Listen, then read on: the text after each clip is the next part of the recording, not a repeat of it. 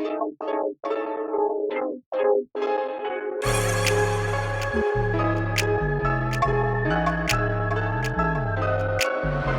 my name's Joe Singh. I've been homeless for 4 years in Ilford or Goodmays. I've been sleeping in car parks. I don't have any substance issues, but I'm an alcoholic. I've been an alcoholic for about 16 years and drinking every day. It gets me into so much trouble, gets me arrested all the time, gets me taken to hospital, gets me into so many fights. Even now, I don't know if you can see my hands all bruised. I've got like cuts here, cuts on the top of my head. It is quite difficult to sleep outside. I did get some help and they gave me a flat, but I trashed the place because I was drunk basically. And yeah, it's very difficult to sleep outside, especially 4 years. I don't know how the hell I've managed it, but somehow I'm still alive, I'm still breathing. So how did you come about being homeless? Alcohol basically. My parents gave me the option, if you want to live at home, stop drinking. Because my brother has had my niece basically, my brother's daughter, she's 2 years old, no she's 3 years old now, and she can talk and walk, and they were sick and tired of seeing me drunk all the time. Besides alcohol, do you abuse any other substance? No, alcohol's plenty to abuse.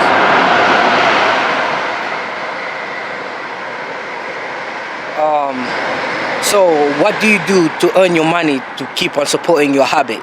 Basically, I'm on job seekers allowance, which is £136 every 2 weeks.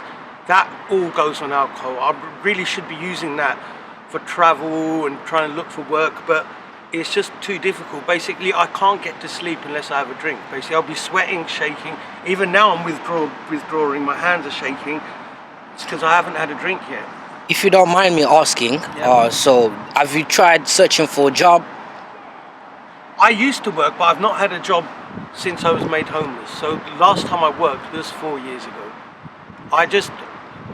No one's going to employ me because I'm constantly drunk. Even like I said, if I do get a job, I'll turn up to work drunk as well. So I'm not a very good employee at the moment. I've tried detox and rehabs and they just didn't work. As soon as I left, I started drinking again. Because of how much substance you abuse, which is alcohol. Yeah, nothing else. Yeah, nothing else. Has it landed you in any trouble with the police? I've got 50 criminal convictions.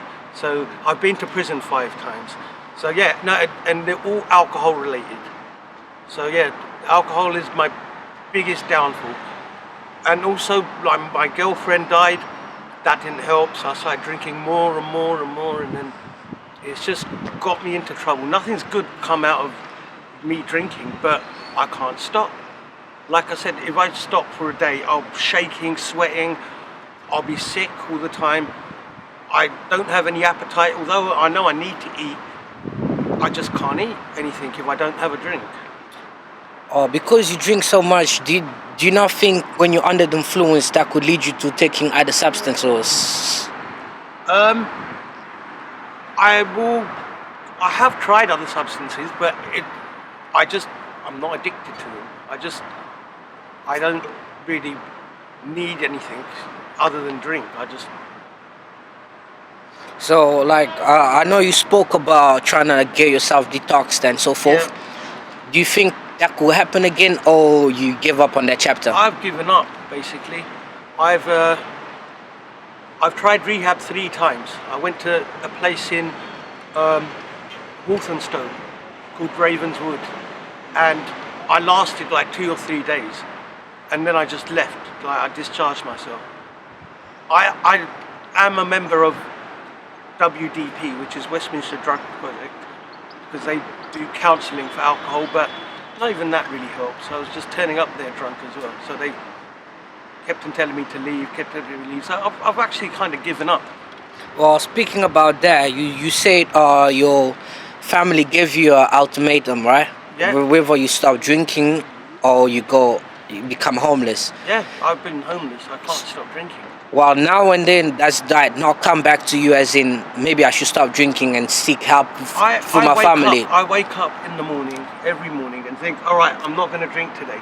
But then after about a couple of hours, when I'm sweating, shaking, I'll even like shoplift. Basically, that's what I've been arrested for, like many times. 51 cases, you said. Yeah, 50. Yeah, I think it's about 50. I don't know exactly.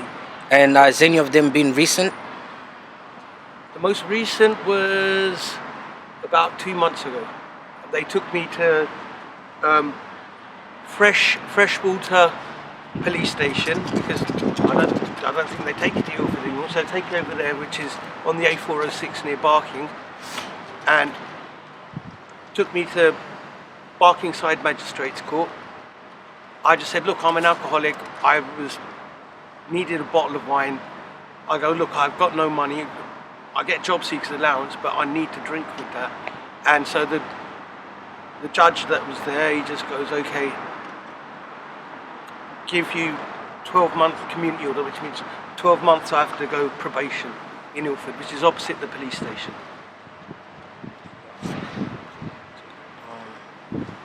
Speaking of that, I know it's summer, the weather is a bit alright even at night. It's been raining all of June and July.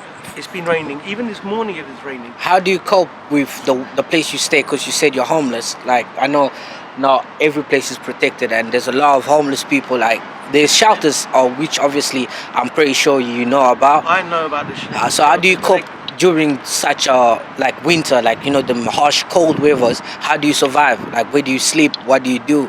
Basically, wherever I can get like undercover somewhere, basically, because if it snows or if it's raining or just like car parks and other places, like indoor car parks, basically, you know, the ones where you sort of drive in and there's a roof there. I've got a blanket and I just take that with me. I hide it, basically, hide the blanket so no one else takes it, and just, yeah, my home is where I put my head down, basically, which is not a way to live. Like, basically, I'm surviving, not living. Yeah, no, so I'm literally, I've even been suicidal, really.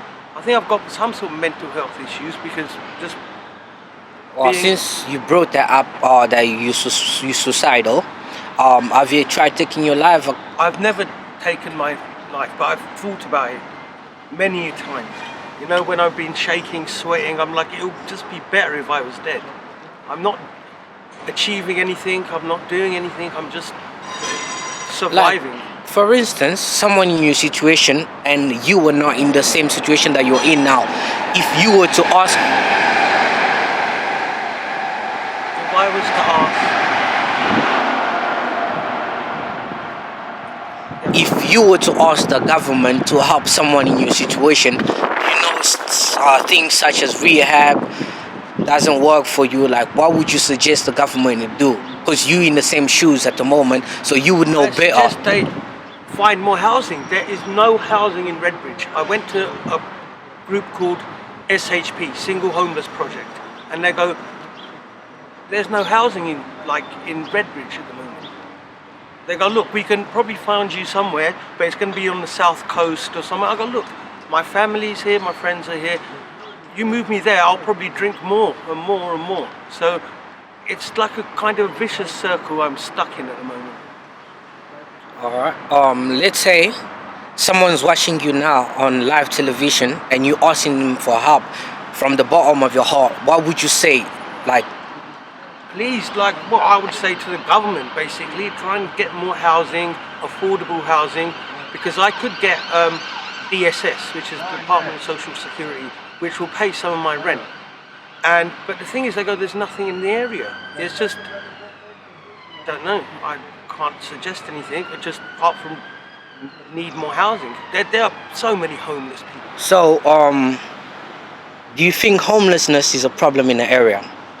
I think it's one of the biggest problems in the area. The police are well aware of it, what can they do? They can just move us along.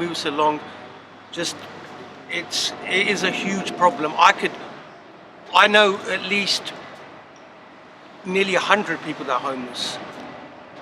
They're either behind the exchange, they're sleeping in the alleyway, the car park behind me, they're sleeping there. Just anywhere like where there's cover. I'm sleeping in a car park as well, so anywhere where there's cover, you'll find homeless people. With such a huge number of homeless people, how do you find a place usually? Like, because I mean, no one owns a place, right? Yeah, no one owns it. So I just walk around until I find somewhere where there's some shelter, because it's been raining a lot. I know it's the middle of summer, we're in July, but it is raining. It was raining all this morning as well. And the thing is, I don't have any decent shoes or like clean clothes, so that's a bit of a problem as well. There is something called the Welcome Centre that try and help homeless people. That's 11 Green Lane, IG1. I can't remember the rest of the postcode, but yeah, they try and help. But how can they help so many people? The vulnerability that comes with living homeless. Can you like take us through what happens to you throughout this 4 years that you've been living? Some people, like I said, violence is a daily issue. Basically, some people like get drunk, and you're asleep. You're trying to go to sleep, and then they just start going, "I'll get a job, do this, do that. What are you doing? What are you doing?" Like Friday night, Saturday night. Have you ever been like abused? Physical or mentally, or like because of the fact that you're homeless, or while you were in your sleep? Verbally, it's mainly verbally. Physically, I get up and I fight my corner. But yeah, it's mainly verbally, like when people are drunk on a Friday and Saturday night. And in your sleep, have you ever been abused because you were drunk and you are unconscious, and you woke up the next day, you're so hurt and you have no idea that? I lose my memory all the time. I wake up and I'm either in the police station or in the hospital, and I just think, what the hell happened? And I can't remember anything. I'll get blackouts all the time.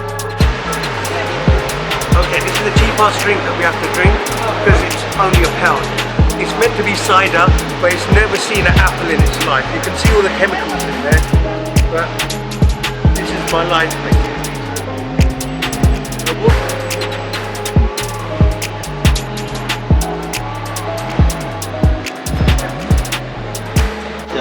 So Joe, on a day like this, what would you do to make your money or earn your living? Basically, I would get my benefit, but that doesn't last very long because I don't get much money. And then I just have to borrow money from friends, family. And how usually do you pay that? You pay back that money? I always pay my money back. Some shops actually sort of give me tip. Basically, I can get drinks, but yeah, and I always try and pay back what I can. You said your benefit wasn't enough to support your daily life. It's £136 for 2 weeks. So, like, after you pay your debts and so forth, do you still have enough to take care of yourself, or? Not really, no. I would go without eating something for days, but not go without drinking. So, it's like priority. My main priority is where to get a drink from, basically. That's what I wake up in the morning and think. That's my first thought. Like, what would be a suitable benefit for you? I should really be on ESA. It's called Employment Support Allowance, and that's £250. I'm on 136 because I'm not fit to work. But then I have to go to the doctor. Then I have to close one benefit. Then I don't know how long it takes. It could take 28 days to set up the next one, and 28 days with no money is just. Don't take it in the wrong way, but I believe you are fit enough to work, right? Don't you think so? Despite the alcohol abuse. No. I don't know, like if you've gone through serious withdrawal, I won't be able to work. Like, what would you say if someone that was able to walk, run and do everything was getting paid more money than you, if you were a person that's disabled, saying on a wheelchair? What would you say to that? I would say, like, alcoholism is an illness as well. You know, it's being treated as an illness, basically. You can get diazepam, Librium, but that's also addictive as well. So basically you're substituting one thing for another. So at the moment, like I said, alcohol, I don't think it's treated very seriously. Well, not in this area anyway.